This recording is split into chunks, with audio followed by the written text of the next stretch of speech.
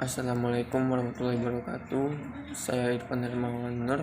Saya dari kampus 2 Malam STEM Logika. Saya akan menjelaskan jawaban isi dari ujian UTS jaringan nirkabel. Yang pertama, berdasarkan jangkauan geografis,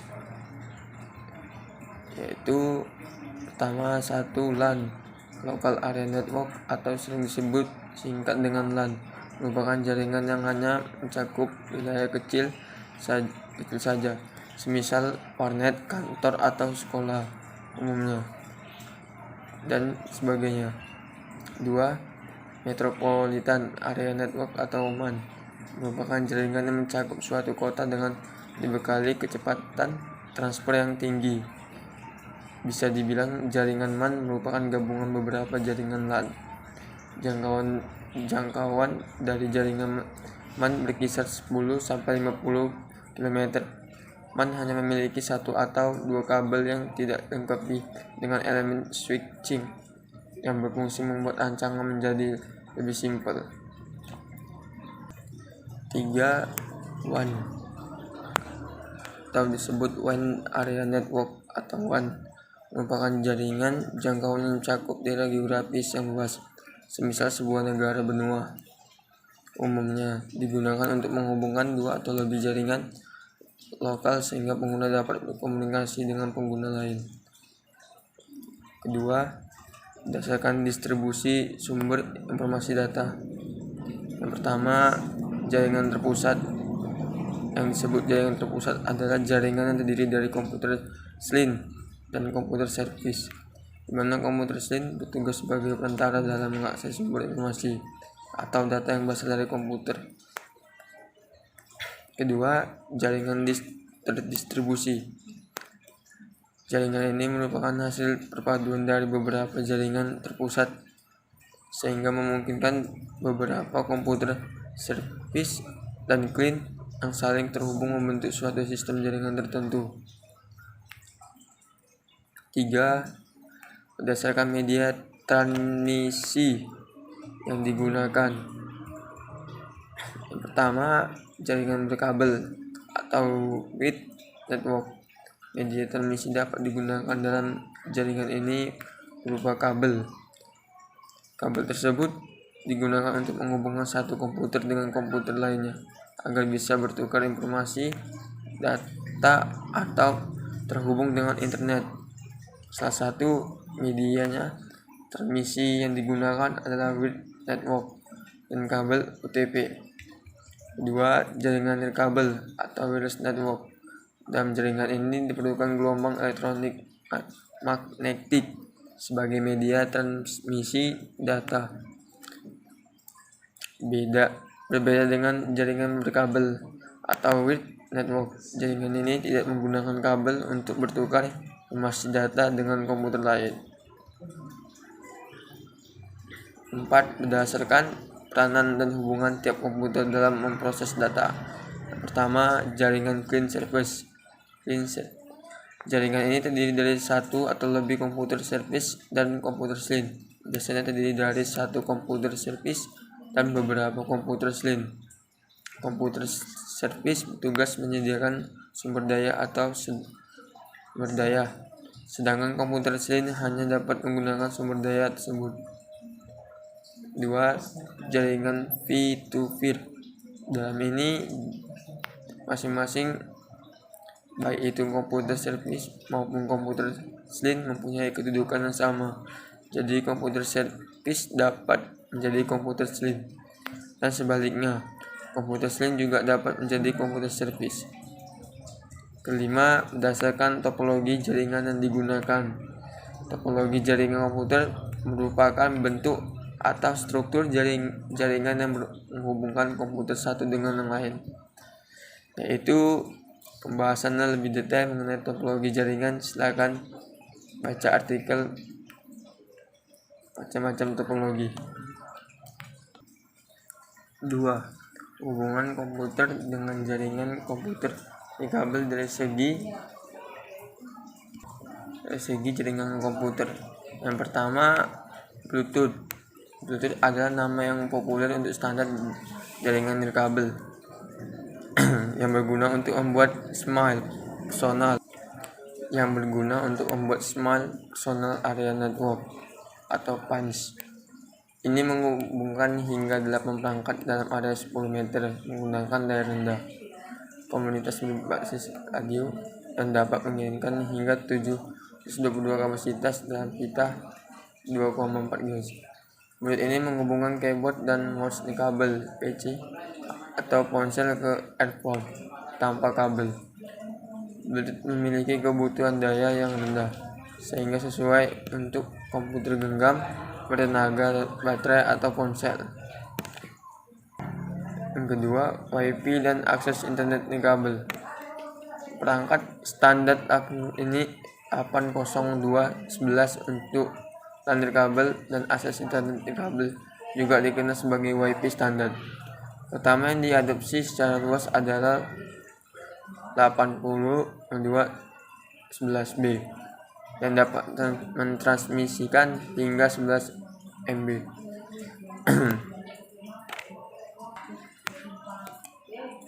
Penggunaan Wi-Fi yang paling populer saat ini adalah untuk layanan internet nirkabel kecepatan tinggi.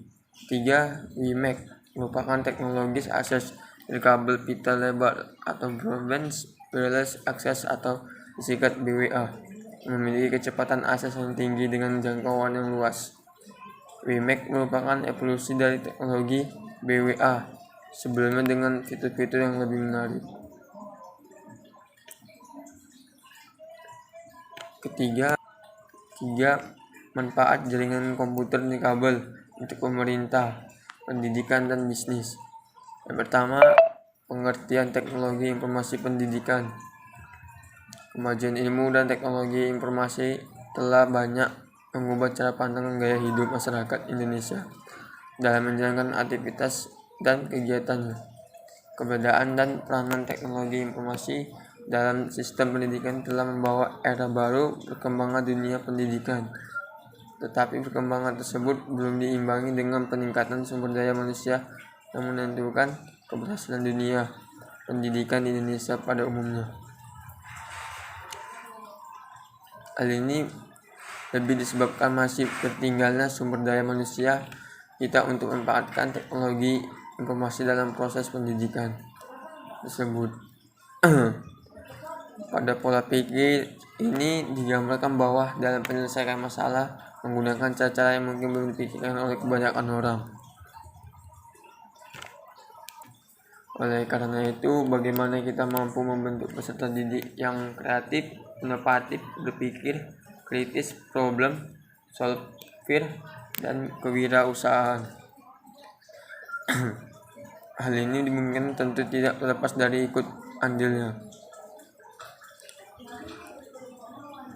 2. Pengertian teknologi informasi dalam bisnis. Yang pertama, mempermudah sharing files. Manfaat pertama dalam jaringan komputer bagi perusahaan, instansi dan juga organisasi adalah dapat membantu mempermudah sharing files. Yang suatu perusahaan ataupun organisasi pasti memiliki banyak sekali dokumen ataupun file-file yang harus saling dilihat antar divisi ataupun bagian. 2. Menjaga data-data yang sifatnya rahasia. Jaringan komputer juga memiliki manfaat sebagai proteksi dan juga keamanan terhadap data-data penting dari sebuah organisasi ataupun perusahaan. 3. Memudahkan komunikasi antar divisi.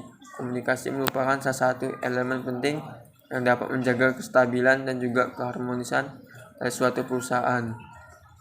4. Mempercepat arus informasi. Jaringan komputer juga sangat bermanfaat bagi perusahaan ataupun instansi yang sedang berkembang atau ingin mencapai puncaknya keemasannya. Hal ini disebabkan karena dengan menggunakan jaringan komputer, maka arus informasi di dalam suatu perusahaan atau instansi dan juga organisasi akan lebih cepat berjalan.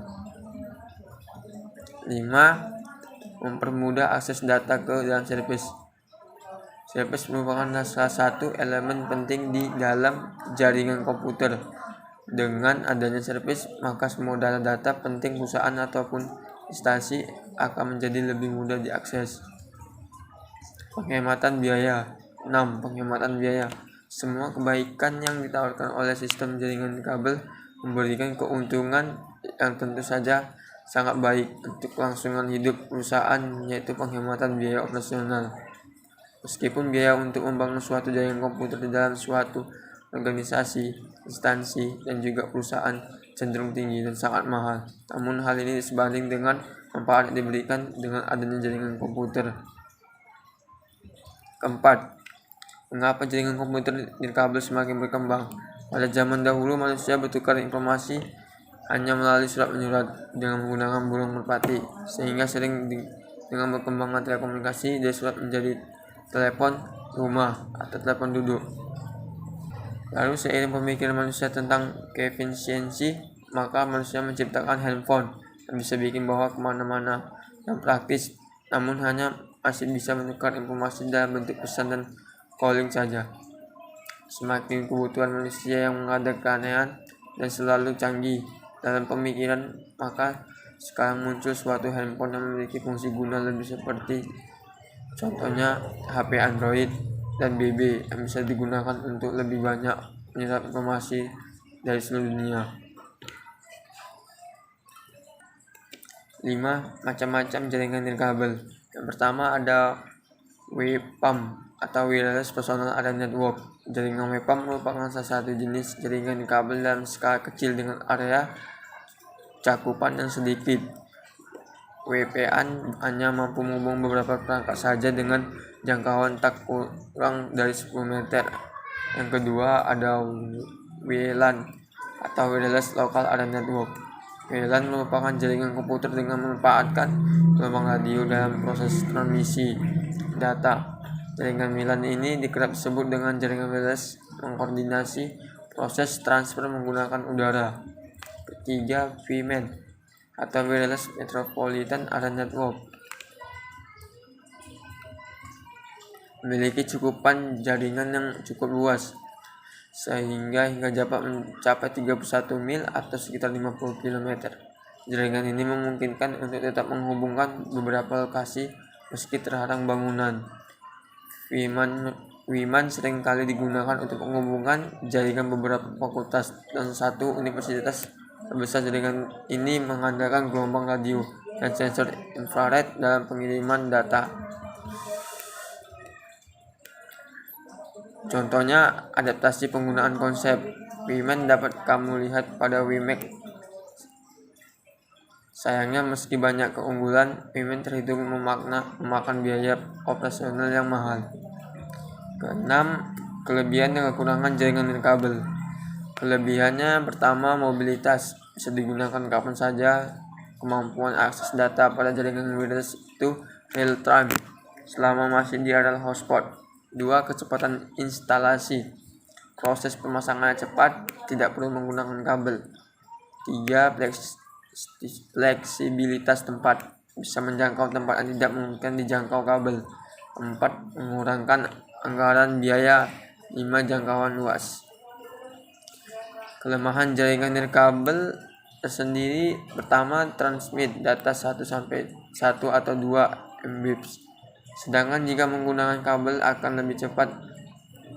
2. Alatnya cukup mahal.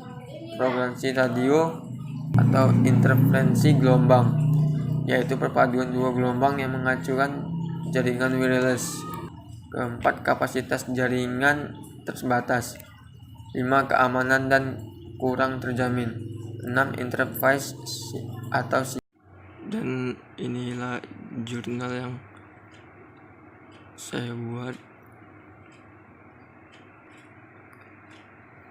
yang berkaitan dengan jaringan wireless. 3 jurnal.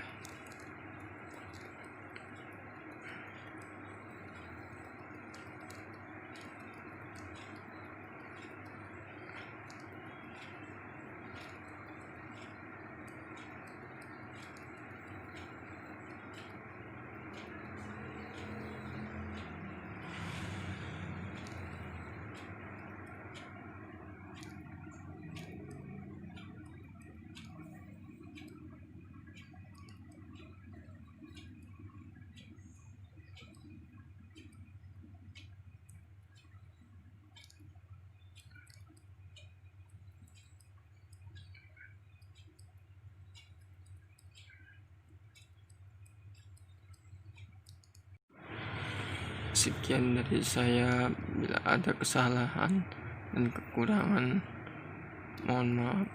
Wassalamualaikum warahmatullahi wabarakatuh.